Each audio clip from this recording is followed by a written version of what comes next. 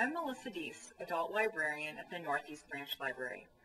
One of the best parts of my job is introducing people to authors and titles they wouldn't normally find.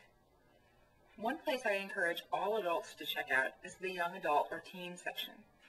Now you might think that because these books are written for teens that they're all a bunch of fluff. And don't get me wrong, there's plenty of fluff over here. But there's also some of the best books published today. In fact, young adult publishing is soaring right now. Some of the biggest bestsellers of the past few years were written for a teen audience. Harry Potter, for example, the Twilight series by Stephanie Meyer, and The Book Thief by Marcus Zusak are all examples of books that were written for teens that had appeal to both young and old. In fact, many of your favorite adult authors are writing for young adults as well. Michael Chabon, Nick Hornby, Frank Peretti.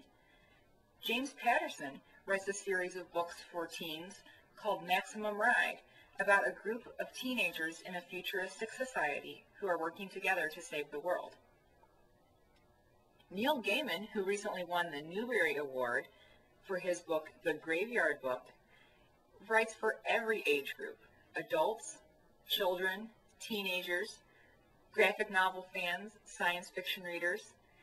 If you like Neil Gaiman, you'll find him in the young adult section as well. The biggest difference I see between good adult literature and good teen literature is the complexity of the story. An adult book has more layers, the characters have more depth, even the language of the story is a little bit more advanced.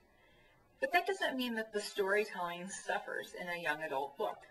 Some of the most powerful books I've read in the past couple years were written for a teen audience. Some that I can recommend are The Curious Incident of the Dog in the Nighttime by Mark Haddon. It's a book told from the perspective of a teenager with autism. Speak by Laurie Halse Anderson is becoming a new classic and is often assigned in English classes. It's about a girl who is raped at a party and goes into a sort of shock, and she's unable to talk about what happened to her and withdraws into herself to the point where she hardly speaks at all. The Absolutely True Diary of a Part-Time Indian by Sherman Alexie won the National Book Award for Youth Literature last year.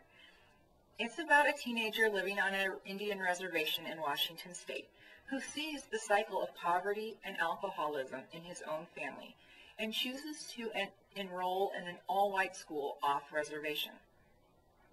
He has to deal with the pressure of trying to fit in to his new school, as well as deal with the resentment that he receives from his neighbors and friends back on the reservation. I'd Tell You I Love You, But Then I'd Have to Kill You by Ally Carter, and its sequel, Cross My Heart and Hope to Spy, are two of the most fun reads I've had in recent years. It's about an all-girls school where the students are being trained to be spies.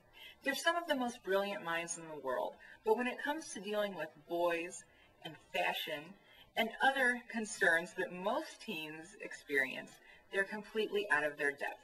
There are many more titles and authors that are worth your while. The next time you're in the library, I encourage you to ask the librarian to recommend a good book from the young adult section.